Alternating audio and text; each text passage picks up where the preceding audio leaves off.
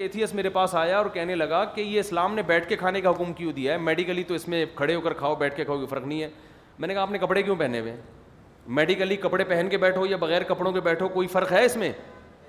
اگر ٹیمپریچر صحیح ہے کمرے کا, یا تو سردی ہو رہی ہے پھر تو کپڑے پہنے نا, ٹیمپریچر بھی صحیح ہے نارمل ہے تو کیوں بیٹھے ہوئے ہو؟ کسی ڈاکٹر سے لکھوا کے لاؤ کہ جو کپڑوں کے بغیر گھومتا ہے تو اس پہ فلاں بیماری حملہ کرتی ہے. میں نے کہا بھائی کپڑے پہننے کا میڈیکل سائنس سے تعلق نہیں ہے, اس کا تہذیب سے تعلق ہے. اب اگر آپ عقل سے فیصلہ کرواؤ, خدا کی قسم قیامت آ جائے گی عقل یہ فیصلہ نہیں کر پائے گی کہ لباس پہننا ضرورت تہذیب میں داخل بھی ہے یا نہیں. بہت سے غیر مسلم ممالک میں ایسی ریاستیں ہیں جہاں لوگ بالکل وداؤٹ لباس گھومتے ہیں. وہ کہتے ہیں انسان کی نیچر ہے بغیر کپڑوں کے پیدا ہوئے, تو لوگوں کا کلچر ہے, کلچر اس کے خلاف بن جائے تو لباس پھر انسان کی ضرورت نہیں ہے. ایک ہندو کا انٹرویو آیا تھا, وہ شکر ہے انٹرویو لیتے ہوئے سامنے اس کے میز رکھ دی تھی انہوں نے, وہ بالکل پیدائشی اب تک وداؤٹ کلاتھس گھوم رہا ہے, وہ بغیر کپڑوں کے گھوم رہا ہے. اس نے کہا عقل یہ کہتی ہے کہ ہم بغیر لباس کے پیدا ہوتے ہیں, تو انسان کی نیچر کپڑوں کے, اگر نیچر میں کپڑے ہوتے تو ماں کے پیٹ سے کپڑے پہن کے دنیا میں آتا.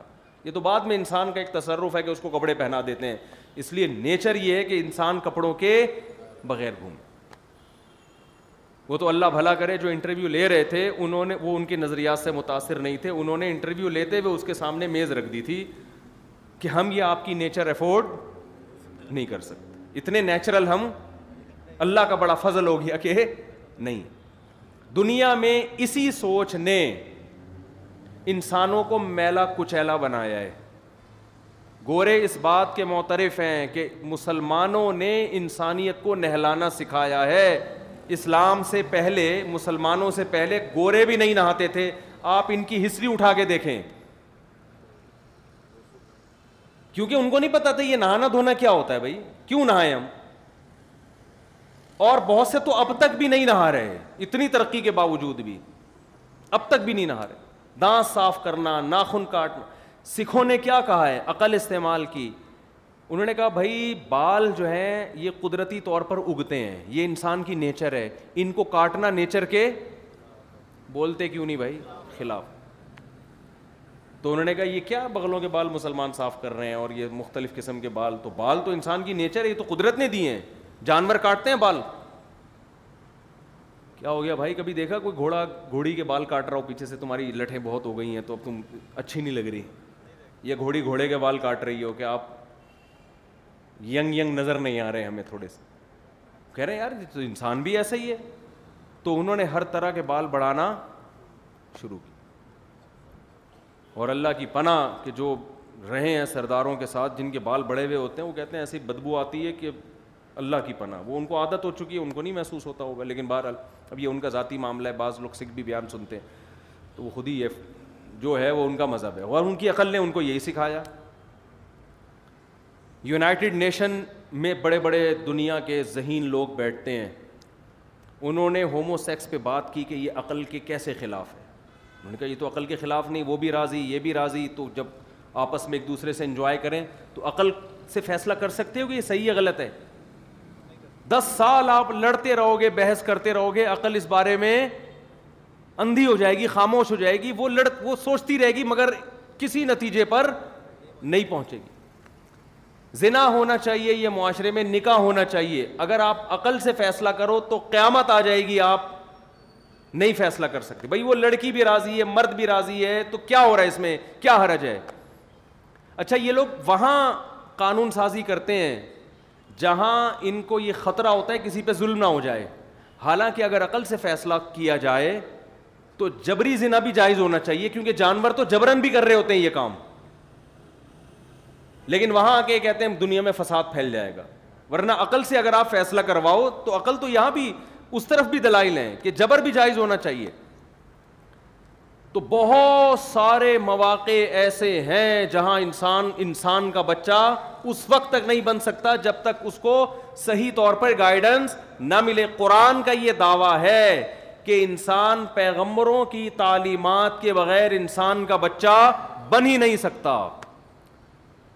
ایک حد تک آپ کی عقل آپ کو گائیڈ کرے گی, اس کے بعد عقل ہتھیار ڈال دے گی, وہ کہے گی بھائی مجھے نہیں پتا, مجھے کوئی بتائے گا اور میں اس کی تقلید کروں گا.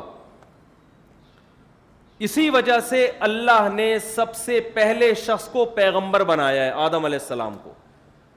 اگر دنیا میں ایک انسان پیغمبر کے بغیر آ جاتا, اس کے پاس ہدایت نہ ہوتی, وہ ٹھوکریں کھاتا کہ مجھے نکاح کر کے زندگی گزارنی ہے یا زنا کرنا ہے, اور اس کی عقل اس کو کبھی بھی نکاح کی طرف لے کر نہ آتی. آپ اگر جنگل میں کچھ لوگوں کو چھوڑ دینا, یہ ہمارے بعض ماہر نفسیات ایک نمبر کے پھینکو ہوتے ہیں.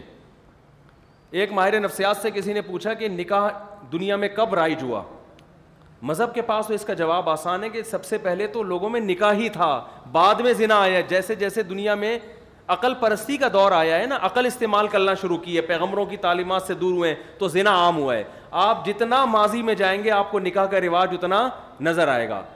حالانکہ ترقی کم ہے, نالج کم ہے, تعلیم کم ہے, لیکن تہذیب آپ کو نظر آئے گی نکاح والی. تو ماہر نفسیات سے کسی نے پوچھا, انہوں نے کہا کہ 4000 سال پہلے نکاح کا رواج دنیا میں آیا ہے. پتہ نہیں کسی گورے کی کتاب میں پڑھ لیا ہوگا. اصولی بات ہے کہ 4000 سال پہلے کیا ساری دنیا کے لوگ بیٹھ کے گول میں اس کانفرنس کی تھی کہ آج سے ہم اس طرح سے ایگریمنٹ کر کے عورت کے ساتھ زندگی گزاریں گے؟ یہ ممکن نہیں ہے کوئی ایسی, کیونکہ اگر آپ لوگوں کو آزاد چھوڑ دو تو 99% لوگ نکاح سے بچیں گے اور زنا کی طرف بھاگیں گے, وہ 99% لوگ. اس سے پتہ چلتا ہے کہ ان کو کسی ایک طاقت نے اس پر مجبور کیا ہے, اور وہ پیغمبروں کی طاقت تھی جنہوں نے ان کو معجزے دکھا کر اپنی نبوت پر ایمان لا کر ان کو زنا کے بارے میں ڈرایا کہ یہ کس قدر عذاب ہے اس میں. تو جتنا آپ ماضی کی طرف جائیں گے آپ کو مختلف قوموں میں نکاح کا رواج اتنا زیادہ نظر آئے گا, جتنا آپ مستقبل کی طرف جائیں گے یہ رواج آپ کو کم ہوتا ہوا نظر آئے گا. اس سے پتہ چلتا ہے کہ کوئی مینجمنٹ شروع میں تھی جنہوں نے, جس کے تحت یہ سارے کے سارے جمع تھے. اور قرآن یہی دعویٰ کرتا ہے کان الناس امتا واحدہ, لوگ ایک مذہب پہ تھے, بعد میں دنیا میں بہت سارے مذاہب آئے ہیں, اور وہ ایک مذہب برحق مذہب تھا جس کو اسلام سے تعبیر کیا جاتا ہے, وہ پیغمبروں کی تعلیمات تھیں. تو انسان کے کو صحیح اور غلط کی تمیز پیغمبروں کے بغیر نہیں مل سکتی, ناممکن ہے. وہ نہا نہیں سکتا, اس کو نہانا پیغمبروں نے سکھایا ہے, وہ لباس پہننا پیغمبروں نے سکھایا, ناخن کاٹنا پیغمبروں نے سکھایا, فطرت پہ قائم رہنا پیغمبروں نے سکھایا, کیا کھانا ہے کیا نہیں کھانا یہ کس نے سکھایا ہے. یہ جب خود سیکھنا شروع کیا تو آپ دیکھو کتے بلی بھی کھانے شروع کر دیے اس نے, اور کتے بلی تک اکتفا کیا ہوا ہے قانون کی وجہ سے. اگر آپ قانون کی گرفت تھوڑی سی ڈھیلی رکھیں تو انسانوں کو بھی کھانا شروع کر دیں گے, اور کھایا جاتا ہے. اور عقل یہ کہتی ہے کہ انسان اگر انسان کو کھا لے تو اس میں کوئی حرج, بولو بھائی, نہیں ہے. کیونکہ جب آپ مری گئے تو قبر میں کیڑوں نے بھی کھا لینا ہے, تو بہتر نہیں کسی وسیم بھائی کو کھلا دو آپ. یہ آپ لوگ کی سمجھ میں نہیں آ رہا تو باقی کس کی سمجھ میں آئے گا بھائی؟ عقل سے آپ فیصلہ کر سکتے ہو کیا؟ یہ کوئی اگر عقل کو لے آئے درمیان میں اور بحث کرنا ہم شروع کر دیں, بھائی ایک آدمی کا انتقال ہو گیا, اب قبر میں ڈالو گے یا آگ میں جلاؤ گے یا کوؤں کو کھلاؤ, گدھوں کو پارسی لوگ کھلاتے ہیں, تو کسی نے کھانا ہی ہے نا. قبر میں بھی جو مٹی کھاتی ہے تو پہلے تو کیڑے کھاتے ہیں. تو یار ویسے ہی دنیا میں گوشت کی کمی ہے, جو سے ایک دعویٰ, حالانکہ کمی ومی کسی چیز کی نہیں ہے, لیکن ایک فرض کر لو بقرعید میں مسلمان اتنے کروڑوں جانور کاٹ دیتے ہیں, تو پورے سال گوشت اور انسان کا گوشت فل آف پروٹین, تو کیا ہی اچھا ہوگا کہ جن صاحب کا انتقال ہوا ہے آپ ان کے قتلے بنا کے چانپے وانپے بنا کے کھا لیں, تو کیا جا رہا ہے اس میں؟ آپ کو برا لگ رہا ہے, آپ کا چہرہ بھی تھوڑا سا یوں ہوا, یہ اس لیے ہو رہا ہے کہ آپ یوز ٹو نہیں ہیں. گورا یہ کہتا ہے کہ اگر یہ تمہارے معاشرے میں جو عورتیں آدھے آدھے کپڑے پہن کے گھومتی ہیں تمہیں برا لگتا ہے نا, اس لیے کہ تم اس کے عادی نہیں ہو. جب اس کے عادی ہو جاؤ گے تو برا نہیں لگے گا. تو ابھی جو آپ کا منہ بنا یہ مثال پر میں دیکھ رہا ہوں آپ کو بہت غور سے نا, یہ اب عادی ہو جائیں گے تو پھر جاوید نہاری میں کیا ہوگا بھائی؟ پھر تو وسیم بھائی کی نہاری لاؤ یار, وہ سننا چاہیے. آج فلاں کا انتقال ہوا اس کی نہاری لاؤ. جیسے ایک حبشی کہہ رہا تھا کہ وہ یہ بڑے پہلے خونخوار ہوا کرتے تھے نا, تو ہم تو کسی قوم کی تعریف کرتے ہیں نا, وہ دیکھنے میں بڑے اچھے ہوتے ہیں, وہ ڈسپلن میں بڑے اچھے, تو یہ جب جنگلی لوگ تعریف کرتے ہیں تو کھانے میں بہت اچھے ہوتی ہے. فلاں قوم کے لوگ کیسے ہوتے ہیں؟ کھانے میں بہت اچھے.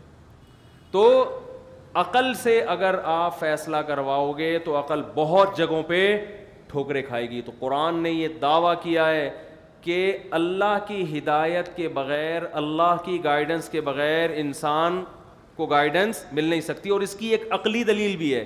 دیکھو گائیڈنس ہمیشہ اپنے سے اوپر والے سے ملتی ہے, گائیڈنس ہمیشہ اپنے سے اوپر والے سے. تو ہمیں گائیڈ وہ ذات کرے گی جو ہم سے اوپر ہے, بڑوں سے سیکھتا. انسان سے اوپر تو کوئی مخلوق نہیں ہے. جانوروں کو تو ہم سکھا دیتے ہیں, سدھا دیتے ہیں, بہت سی چیزیں. ہمیں کون سکھائے گا؟ ہمیں وہ ذات جو ہم سے اوپر ہے, اور انسان سے اوپر اللہ کے علاوہ کوئی بھی نہیں ہے. تو میرا یہ ٹاپک نہیں ہے, میں ابھی اصل موضوع کی طرف آ رہا ہوں. یہ تو تمہید